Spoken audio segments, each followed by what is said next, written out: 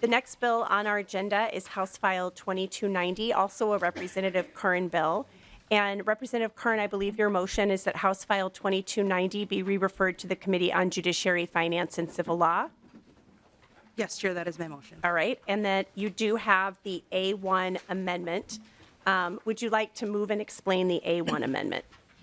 Yes, Chair, I would like to move the A1 amendment, and I will describe it for everyone here. So a little bit behind, I'll give some backstory to this. So interestingly, a knock warrant is defined by what it isn't. So we don't have a statute that says what is a warrant outside of defining what a no-knock is. So this statute being the place where that occurs, I've amended the language so that a traditional warrant could be announced using other methods. This could include the use of technology, a telephone, a megaphone, simply distance between law enforcement and the subject. And so this takes away the traditional knuckles to door and creates safer space and actually creates more flexibility in how we can execute warrants.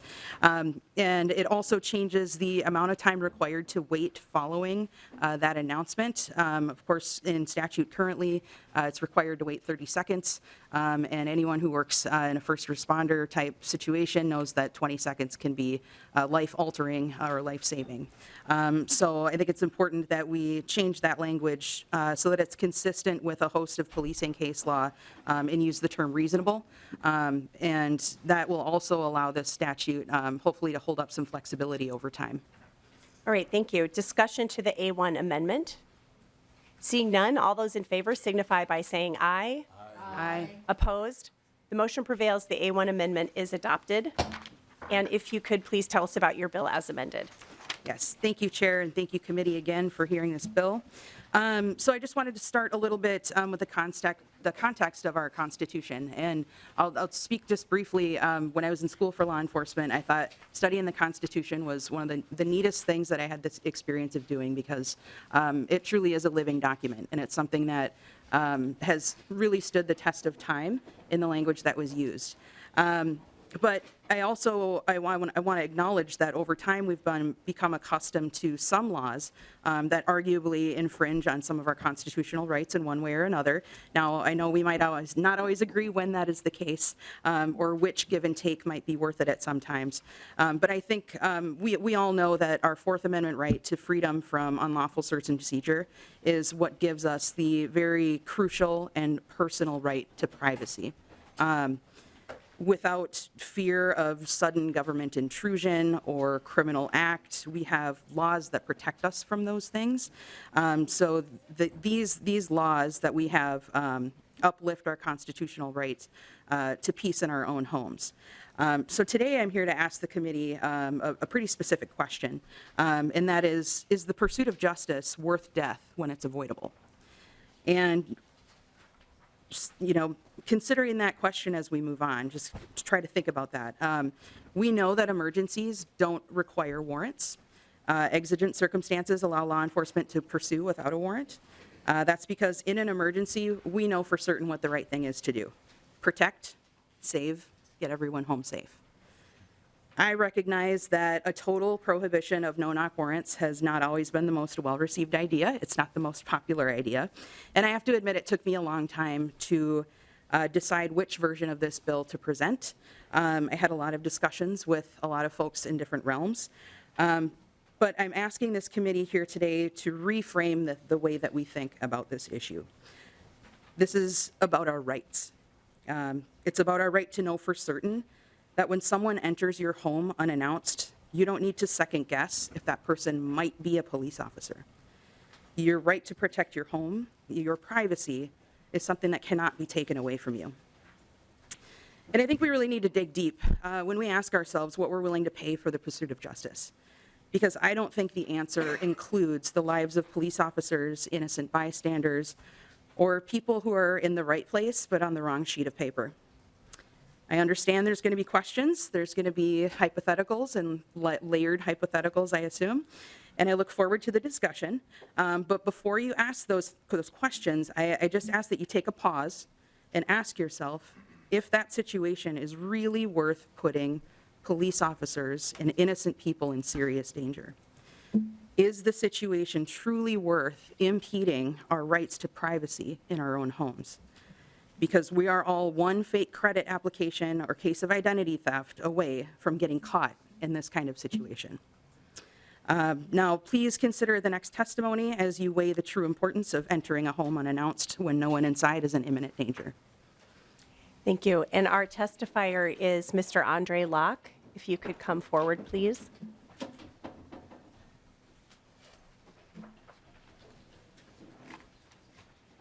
Welcome to the committee, Mr. Locke. Hello. Thank Hello. you all for having me.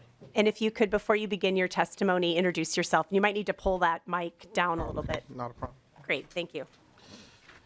I am Andre Locke, Sr., father of Amir Locke.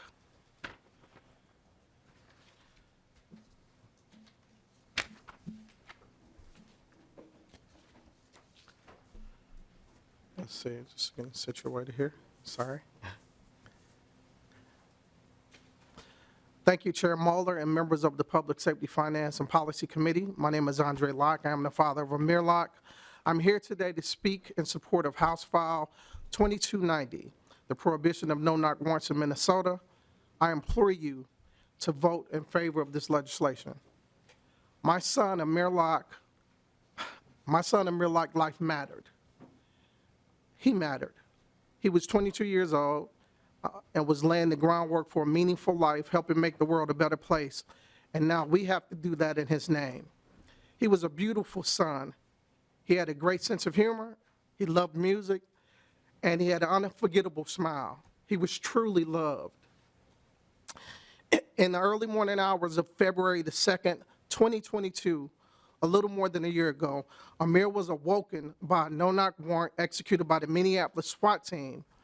Amir was not named in that warrant, not suspected of any crime, and was a guest at the residence where he was sleeping.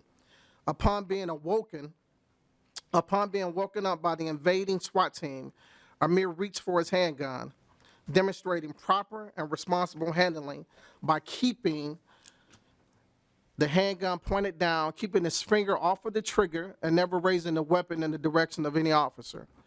Minneapolis police, without warning, denied my son the ability to assess the situation and disarm himself, fired 3 times, 3 shots while Amir was still covered in a blanket on a couch where he had been resting peacefully. Within 10 seconds of the SWAT team entering the apartment, Amir was gone. No-knock warrants, like the one that resulted in Amir's senseless death, is an issue that Minnesota and our entire nation need to deal with. We've seen over and over again across the country in ways in which these raids result in unnecessary damage, injury, and death. We call on our leaders to do the right things and eliminate or significantly restrict the militaristic approach in policing our communities. Representative Omar has introduced the Amir Locke no-knock warrant reform bill in Congress. And now these brave lawmakers here in Minnesota are stepping up to do the right thing and save lives. Minnesota has a responsibility to its citizens to ensure police officers are properly trained and understand how to de-escalate interactions with civilians and value human life. This tragedy was avoidable if the city abided by its promise to cease performing these dangerous and unnecessary no-knock warrants. Shooting Amir under these circumstances without warning or opportunity to comply is unreasonable force under the Fourth Amendment. Our hearts are broken, and there is nothing in the world that will make that better. Amir was a beautiful 22-year-old man with his whole life to be lived, and we'll never know that. We'll never know his contribution, what it would be, and how he would have made the world a better place. I apologize. We now fight for justice in his name and hope meaningful change will be his legacy. Thank you for your support of this life-changing legislation. Mr. Locke, thank you so much, and our deepest sympathies to you and your family, and our great appreciation for you being here today. It really does matter, and we appreciate it. Thank you. We did not have any members of the public sign up to testify, so we can move on now to member discussion. Representative Hollins. Thank you, Chair Moeller, and thank you, Representative Kern, for taking this on. We don't often get to see in this body how our work really impacts people, and I carried the no-knock warrant bill in 2021, and I will always regret not pushing harder for that ban, because I honestly feel the weight of Amir Locke's death on my shoulders every single day. And I don't wish that on any of you, to have to feel what that feels like. I want to thank you for being here. I want to thank the family for being here. And I want to apologize for not doing more in 2021 and for not being able to get it across the finish line when we could have saved his life. Beyond my emotions, I have a couple of points that I would like to, a couple of facts that I would like to point out. No-knock warrants are most frequently, most often defended by, or said they're needed by law enforcement in counties where they're not even really being used. And so I want to make sure that we're addressing that, because it is a dangerous and costly tactic that is not being used in a lot of parts of greater Minnesota. And there's reason for that. I know I'm from a small town, and you know people in small towns, and you don't need to use them as often because you know what you're walking into. But they are being used here in the Twin Cities frequently, and our community members are dying from it. And I know that usually the argument against that is that if it's only being used here in the Twin Cities, then why do we need to ban it statewide? And I'm going to address that argument really quickly, because the very no-knock warrant that was used in Amir Locke's death was one that involved multiple counties, because one county issued it, the other one executed it. The one that issued it, it did not issue a no-knock warrant. They issued a regular warrant. The county that executed it decided that they needed a no-knock warrant in that situation. And so we really do need uniformity across the state if we want to see fewer deaths because of this. So, I mean, that's a perfect example. We all live too close to each other to be making decisions based on one county or the other, and especially when we're talking about one county executing another warrant that a county has issued. The other thing I want to point out that I don't know if it had been mentioned, but almost 45% of Minnesotans are lawful gun owners. And so when we think about that number, we're honestly putting our law enforcement officers at risk, asking them to burst into a space where almost 50% of them will have guns. And I don't know about you, but if you bust into my house in the middle of the night, chances are I'm probably going to pull my gun on you. And I don't want to ask officers to be put into a situation where there's a 50% chance that they're going to be shot. I think that's irresponsible of us as a city, as a county, as a state.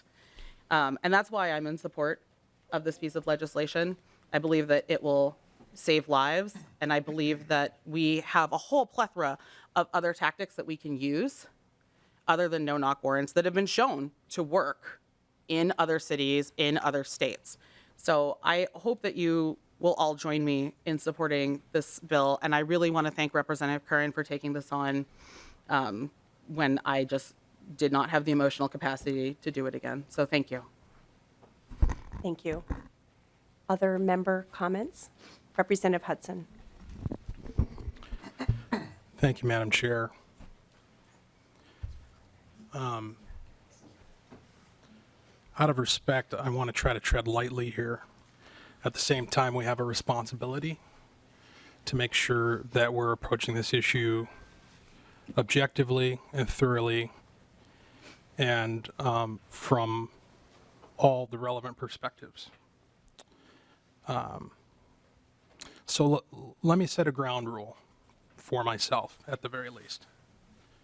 Let's assume that the policymakers and the law enforcement officers and the judges and all the folks that have been entrusted with some degree or another of public trust in this process are good people with good intentions, reasonable judgment, competency, and the desire to do the right thing, the best thing for all parties concerned. Under that assumption, some interesting questions arise. So it's been stated that these no-knock warrants are unnecessary, that they place officers and the subjects of warrants and folks who are around the situation at unnecessary and aggravated risk. Then why does anybody seek them? And that's a rhetorical question. I'm not looking for your answer.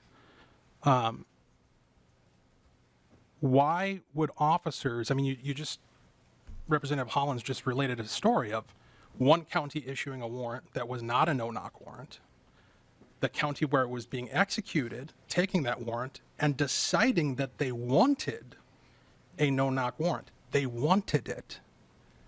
They wanted, under the premises that have been stated here tonight, to place themselves at aggravated and unnecessary risk.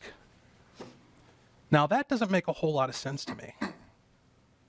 Generally speaking, I'd like to think that police officers want to come home every night.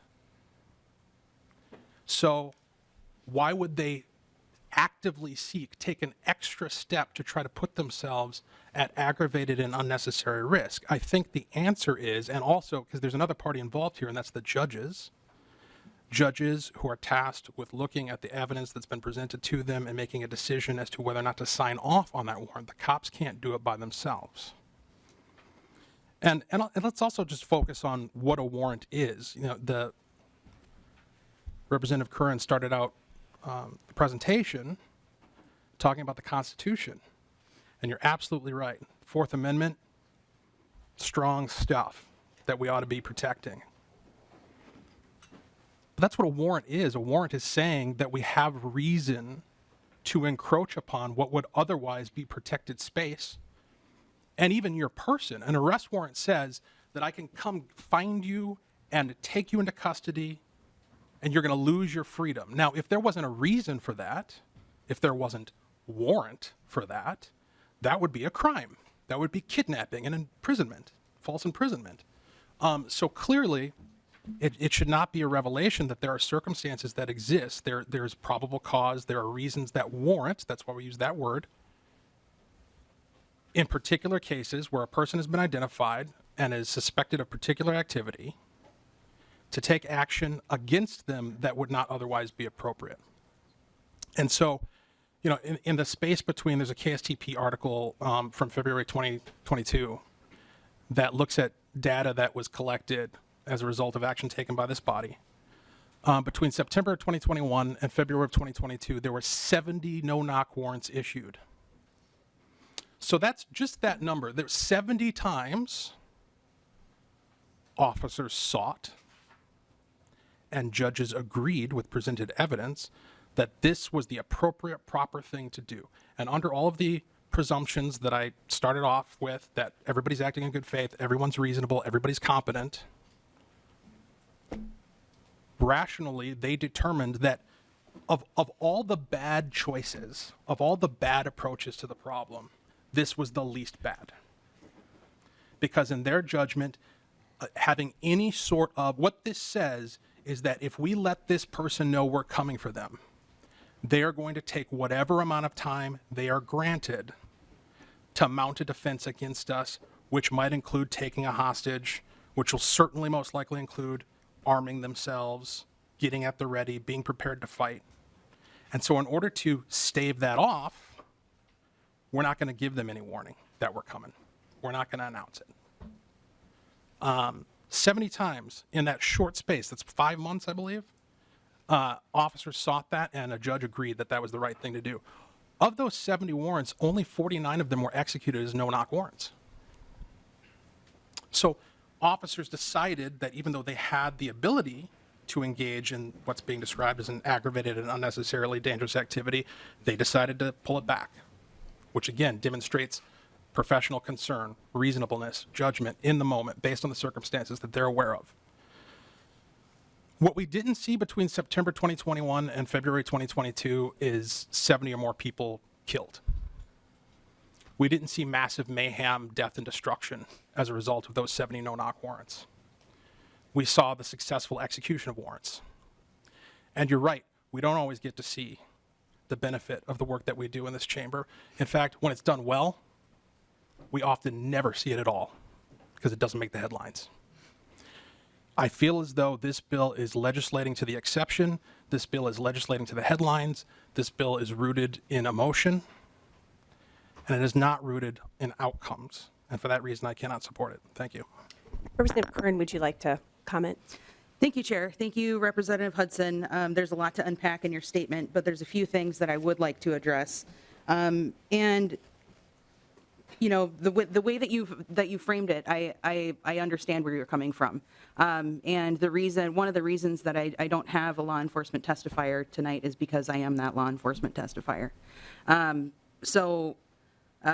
very well versed in everything that you're talking about and have actually experienced the things that we're talking about. I haven't myself been on a no-knock warrant because we know that they are rare. They're not used a lot. But what I will say is, you know, you're asking the question, why are we going to these lengths to put ourselves at great risk? And I ask the same question. I am literally asking that same question. Why are we doing this?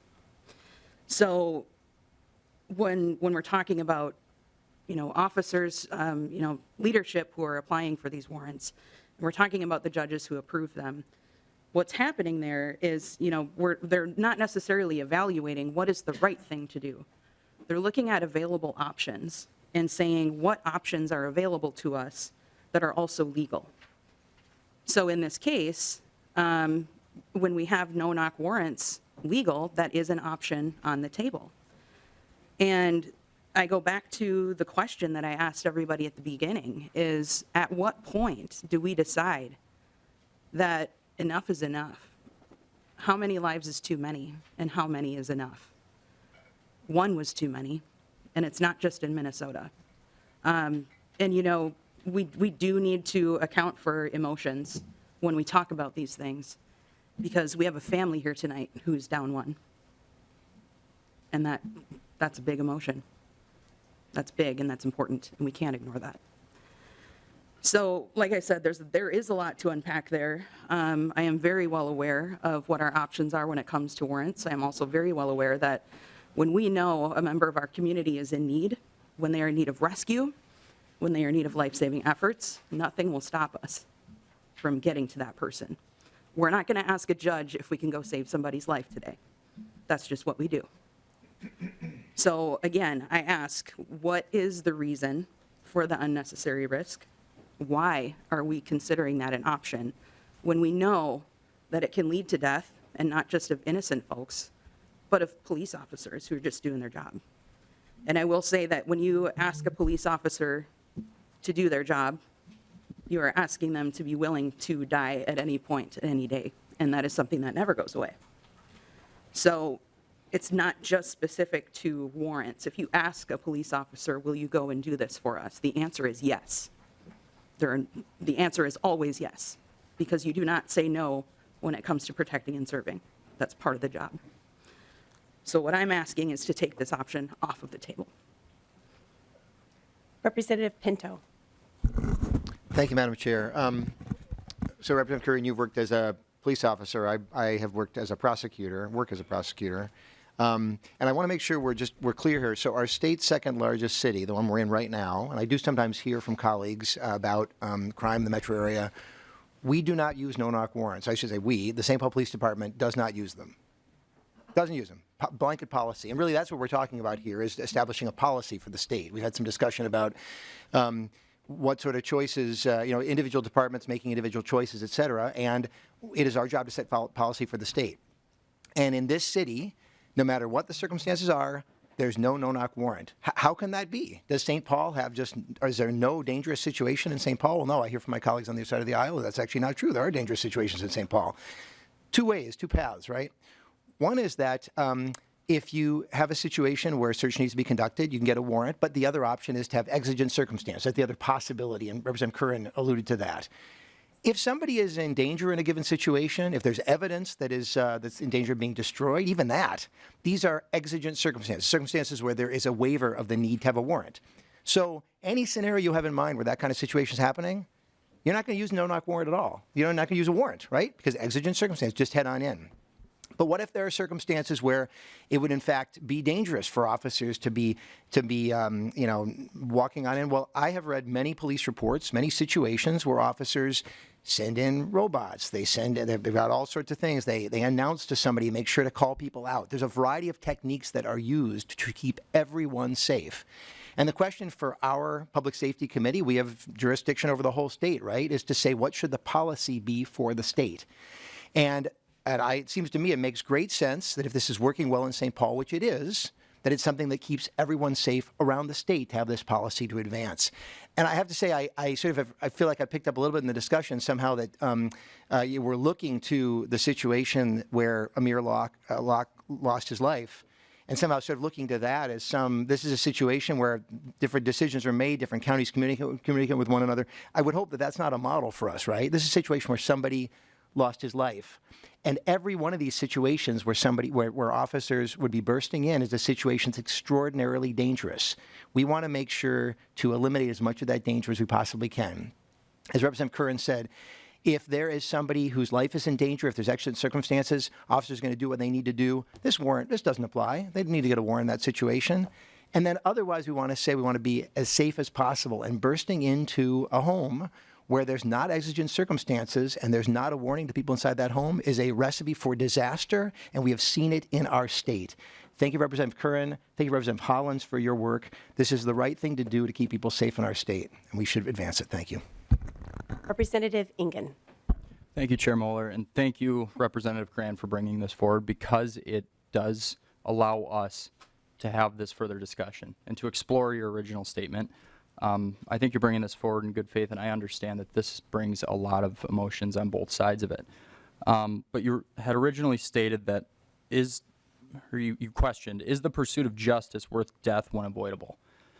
And when I was thinking about that, I couldn't help but think about our community, my home community, community that you represent now in White Bear Lake. And recently, in late July, White Bear Lake Police Department, they were responding to a felony domestic assault, and Officer Sheik had knocked.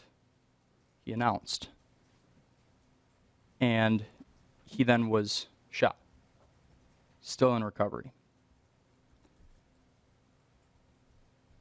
Is the pursuit of justice worth death when avoidable? Now, thank God that Officer Sheik is still with us.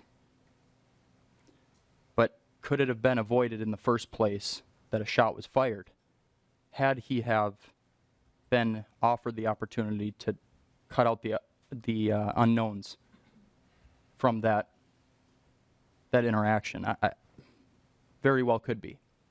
And so a full-on ban does not allow the discretion that Representative Hudson was speaking about when he said that this is something that they examine in the line of duty when they're responding, as they see developments, and a full-on ban I just simply can't support. But I really appreciate the discussion. I want to hear more. I just urge that the committee take that into consideration as we pursue a proper way of examining this. So thank you. Representative Kern. Thank you, Chair. Thank you, Representative Engen. I appreciate your comments. And yeah, Ryan, Officer Sheik, I know him. I worked with him at the department. We were up for that job at the same time. I could have been there. I trained another officer who was shot at in that situation, hired and trained him as a reserve, and I was his reserve sergeant. So that is to say that, you know, these are issues that are close to all of us, but this is also, to your point, exercising a warrant is dangerous stuff in the first place. Officer Sheik got shot after announcing and knocking on a door. So to me, that says if we're trying to give every warning we can and it's deadly, why on earth are we taking more risk? Why on earth are we barging into someone's home where 50%, almost 50% of people own guns? Because I can guarantee you, if somebody were to break into my home at night, if somebody came in unannounced because my address was on the wrong piece of paper, I'm gonna feel terrible if the person I shot was a police officer. But I can tell you that I'll protect my own home, just as many people do. And I would hate to have to hesitate to figure out if that is an officer so that my wife or I lose our lives in the meantime, in those seconds. I would do what I needed to do to protect my family. And so I think we need to apply that to everybody. We need to put ourselves in a situation where we are in the right place, but somebody has the wrong information. And imagine what that's like as a family to have this intrusion happen to you. And I would point as well to, we have the 2021 no-knock warrant report. In those cases, there were, I think it's 132 no-knocks that were applied for. And in those situations, there were 42 children involved in those situations, 42. So we also have to think about the additional collateral that we're talking about here. It's not just officers, it's not just the subject of the warrant, it's family members and it's children. We are effectively introducing children to law enforcement in a way that scars them for life and immediately places distrust between that child and law enforcement. They don't see them as a protector. They don't understand what's going on. So I think it's important that we acknowledge the full picture of what it is to be exercising a warrant. It is inherently dangerous. Policing is inherently dangerous. Wearing a uniform is inherently dangerous. There are some things in this situation that won't go away. Policing is dangerous. But if we can take a little fraction of that away, and at the same time acknowledging that when we're redefining what a knock is and eliminating that wait period, we're giving ourselves more flexibility. We really are. And I hope that people will take advantage of that. And just to follow up, that the police call that was referenced, that wasn't a search warrant situation, if I'm not mistaken. That was an exigent circumstance. That was somebody called, as opposed to a search warrant that's obtained in order to try to, I'm losing my voice, I'm sorry, in order to try to gather evidence, which most of these no-knock warrants are for the search of evidence. So that was a very different situation where there were exigent circumstances. So that wouldn't be impacted by the bill that we're working on here today. We have next on the list, we have a few other members signed up to testify. Representative Frazier, or to ask questions, sorry. Thank you, Madam Chair. Representative Curran, thank you for bringing this. I've been around, and I was around when Rep. Hollins carried the bill before, and we didn't get as far as we should have. But because of the work she did, we have this no-knock warrant report that we have here. So we have more details about who's asking for these warrants, how many are being executed, who's involved, who's being harmed. We have that now. And I always say, when you have more data, when you are more informed, you should make smarter decisions. That's what we should do, right? And I can really appreciate you presenting this bill, because this was the work that you did. This was the career that you had chose to be a servant and do it in this manner. And so you have a perspective that many of us don't have. I know some of my colleagues on that side have it, but I always appreciate that perspective when it's shared and when it comes from someone that's been in those shoes, that's had to make some decisions. So I really appreciate you bringing this bill and having this conversation and everything that you shared. And also, even with the stories that have been mentioned, you have a personal connection to those stories. And you're still here sharing this and trying to inform us on a way to move forward in a way that could save more lives, which in fact is part of our job, is to provide for public safety for the state, for all people in this state. And this is one of the ways that we can do that. Mr. Locke, you said you don't have to come down. You don't have to come down. You said earlier that you were sorry for getting emotional about the loss of Amir. You don't ever have to be sorry, because this is something that we can prevent. this is something we should have prevented. So I just thank you for coming here and sharing your piece and continue to memorialize and lift your son up, because we need to hear it. We should hear it every single day until we do something about it. So thank you for being here. I appreciate that. Thank you. You know, one of the other things we know about from the no-knock warrant report is that there's some disparities in who these no-knock warrants are executed against. You know, the data tells us, I know you got it right there in front of you, but the data tells us that disproportionately these no-knock warrants are executed or requested for BIPOC people. You know, that's another issue that we're dealing with, right? Population-wise, it shouldn't be that way. It should go the other way for the highest population in our state, but it doesn't. So that's another issue that we're dealing with disparities, and we're dealing with addressing some inequities that we have in the way our system works. That's also important. I'll just close and say, you know, when we have the opportunity to put policies in place to make them uniform across the state so that we're saving lives, that shouldn't be a hard decision. It's not hard for me. I'm absolutely supporting this bill. Thank you. Representative Mueller. Thank you, Madam Chair. And Representative, I just wanted to say I'm not really going to talk very much about the bill, but I did wanted to have on the record, Representative Curran, you told us that the reason you didn't have a police officer or law enforcement here for testifying is because you are the law enforcement testifying. And so I appreciate the work that you do. Thank you for your service. I did want to say on the record, however, in your packets, you do have a letter that was signed by the Minnesota Police and Peace Officers Association, the Minnesota Sheriff's Association, and the Minnesota Chief of Police Association, all three which represent thousands of people who are boots on the ground, who do this work every day. All three have opposed this bill. And so that's all I wanted to say. I just wanted to get that on the record. Thank you, Sheriff Mueller.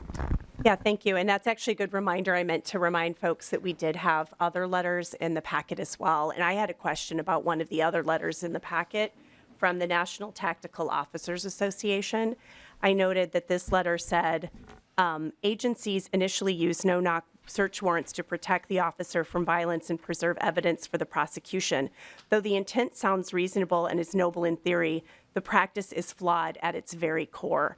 I found this letter to be very compelling, and something that Representative Hollins said earlier about other tactics being available, and that's mentioned a couple times. I'd love to hear from you what some of the other tactics are that are available. Sure. Thank you, Chair. And I appreciate the comments, and I just want to address Representative Mueller. Yes, I have been in contact, and we're in contact. I'm happy to look at language. There is another stop for this. I don't intend to make large changes to this bill, but I will say that I am open to discussion and open to education on both ends of this issue. So I have reached out to see if there's some language that we could agree on there. And I will say, thank you, Chair, for the question. I go back to what we're really looking at its core, a couple of things. We're looking at our constitutional right to privacy in our own homes. And we're looking at the danger that no-knocks pose to the public and to officers. I would say that with the bill as amended now, this actually opens up more so than what NTOA had described in their initial release. So, yes, there are other ways that we can do this business. And Representative Pinto had mentioned, there's equipment. There's literally equipment that we can use when we need to.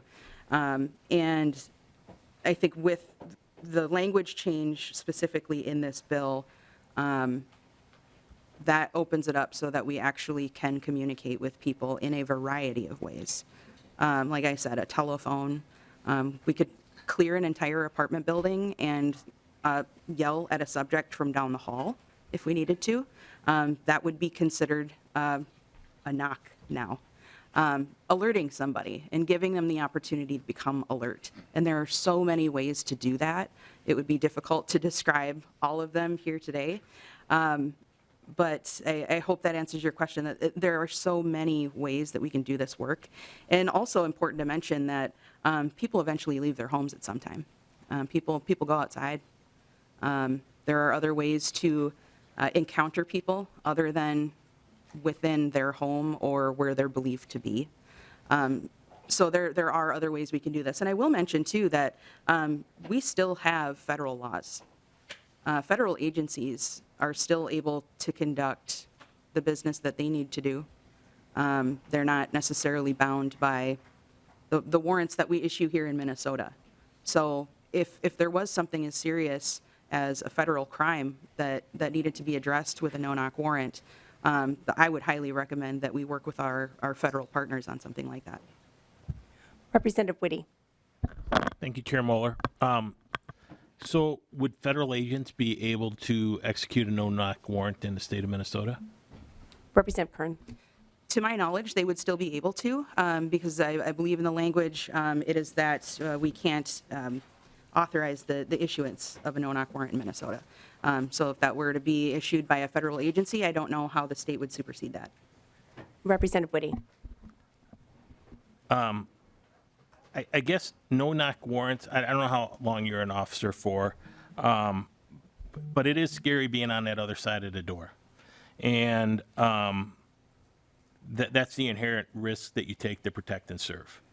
No-knock warrants can be a useful tool for police. Can it get overused? Yes, on certain cases. But a no-knock warrant also then requires you to announce that when you're in there, who you are. And the difference will be a knock on the door where you're putting officers at jeopardy and then announcing to go in.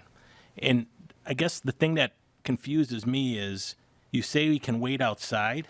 Well, you're going to tie up a whole police department for 5-10 hours waiting for someone to leave. And I get there's other opportunities, but I do think this is a useful tool that can be probably scrutinized a little bit more through the courts, because they are given by an independent person. So I guess if federal agents are able to use them in our state, is it really going to make things safer, and we're just restricting them from our own police officers, who we just heard that we're trying to also help as they go through PTSD, where this is going to probably create more of that issue for them. Thank you. Representative Kern. Thank you, Chair. Thank you, Representative Whitty, and I appreciate your perspective on this. I really do. And I know that there are going to be things that we agree to disagree on here, and this is going to be one of them. But I will say I don't necessarily agree that this will pose any greater threat or greater indication of PTSD in officers. The intent certainly is to move away from that. And while absolutely, I do think we need to take this tool off the table. I don't think that just because we have a tool that we should be using it. I don't use a hammer to fix my laptop. So, there are things that sometimes we start to overuse or misuse. I'm not suggesting that these are all misuses. But what I'm saying is this was at one time an idea that may have worked in specific situations. In my mind, and what I'm here to testify to today, and hopefully gain support behind, is the idea that this is not worth it. The outcome here is not worth it. They are not. We have 417 agencies in the law enforcement agencies in the state of Minnesota. 35 of them applied for no-knock warrants. We're talking small numbers here.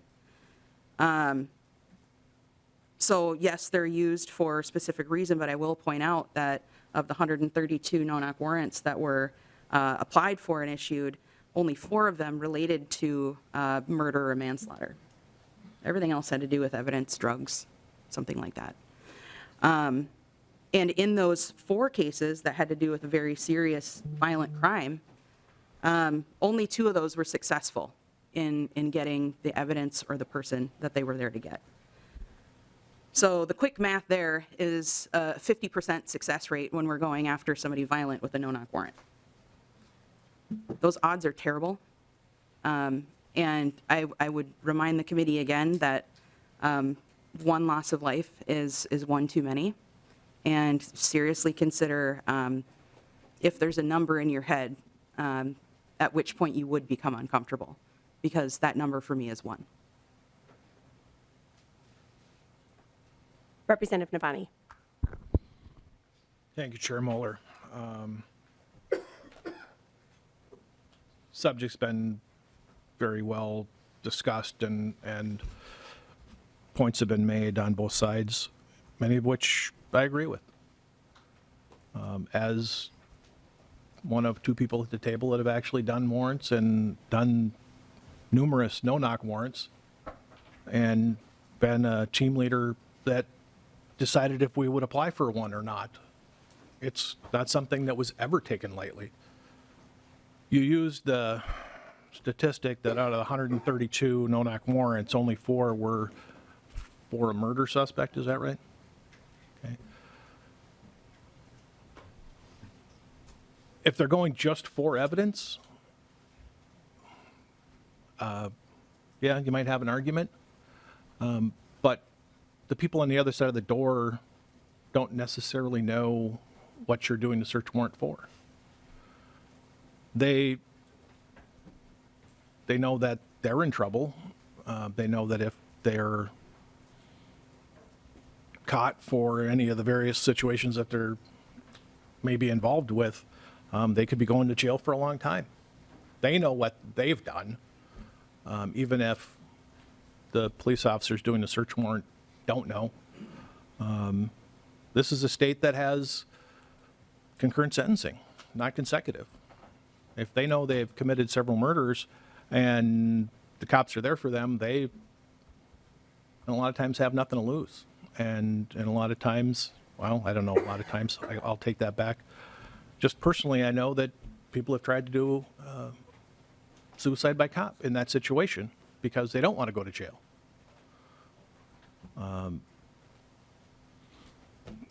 Addressing Representative Holland's concerns about being at the door and them knowing what's going on, think about one particular warrant we did as a no-knock. It was a meth lab that was active. Other people were in the house. And as was usually the case with the meth labs, they had 2 large, very aggressive dogs. We did it as a early morning warrant to get him sleeping. But he sicked the dogs on us. I was one of the first through the door with the less lethal shotgun because of the threat of the dogs. And he did sick the dogs on us. And after the dogs were dealt with, as he ran to the back bedroom and reached behind a headboard and was grabbing a shotgun. And he knew we were there. He knew that when he sicked the dogs on us.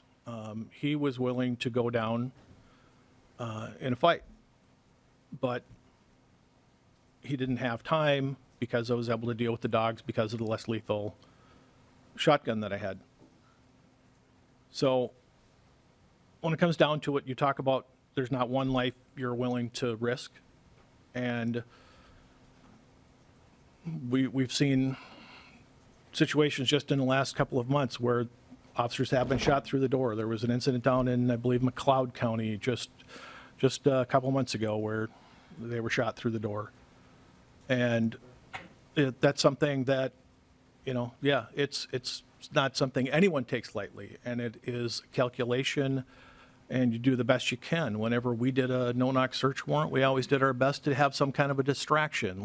Maybe, if we were going to be going in the front door, we'd throw a distraction device in the backyard because we knew these people and we knew what they were capable of. We knew how their house would be hardened, how hard it would be to get through the front door.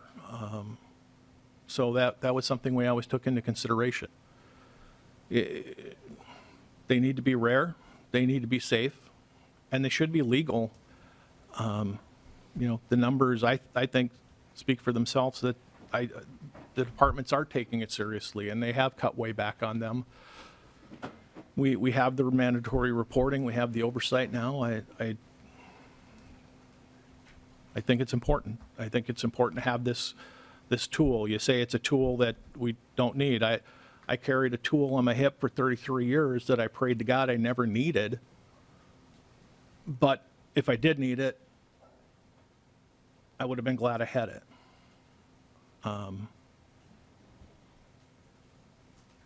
And because one life I'm not willing to risk is important to me, I'm going to stand up. I encourage my members to vote no on this. And Madam Chair, I request a roll call. Thank you. Yep. And before we move to closing remarks, I just want it for the record to make clear that we do have consecutive sentences in Minnesota. We have a multiple victim exception. And as a prosecutor, it is very rare that I would ever see a case with multiple victims with injuries, anything like that, where we wouldn't have consecutive sentences. Most of them, in fact, I would guess probably are consecutive sentences. With that, to your closing comments, please. Thank you, Chair, and thank you, committee, for the discussion. I appreciate all of the thoughtful questions. This is a serious issue, and like I said, it's certainly not the most popular one, and I'm well aware of that. But I really do think that that if we start to think about the way that we pursue justice in a different way, where we don't have to barge in right now. If there's an emergency, we can already do that. If somebody is in danger, we are going to do everything we can to save them. That's not at issue here. The other thing that is not at issue here is the inherent, we're talking about, the inherent danger of serving any warrant. But that's a system that we have in place, and we have to work within that system. If we can peel back a portion of it that allows us to do safer work, I think that is worth it. I truly do think that is worth it. And that's why I'm bringing this bill forward and changing the language, because we're not talking about eliminating warrants completely. We know that everything that goes along with a warrant is going to stay in place. But what we can do here right now and in this session is take a step acknowledging that we don't always need to treat situations as emergencies when they really aren't, because we've seen what the outcome can be, and it's unacceptable. Thank you. Thank you. And I just wanted to thank our members for a really robust and respectful discussion today. And again, thank you so much to Mr. Locke for being here. We appreciate it. With that, Representative Curran renews the motion that House File 2290, as amended, be re-referred to the Committee on Judiciary, Finance, and Civil Law. A roll call has been requested, and the clerk will take the roll. Chair Moeller? Aye. Moeller, yes. Vice Chair Feist? Aye. Feist, yes. Representative Novotny? No. Novotny, no. Representative Becker-Finn? Aye. Becker-Finn, yes. Representative Kern? Aye. Kern, yes. Representative Ingen? No. Ingen, no. Representative Fraser? Aye. Fraser, yes. Representative Hollins? Aye. Hollins, yes. Representative Hudson? No. Hudson, no. Representative Mueller? Mueller votes no. Mueller, no. Representative Pinto? Aye. Pinto, yes. Representative Tapke? Aye. Tapke, yes. Representative Whitty? No. Whitty, no.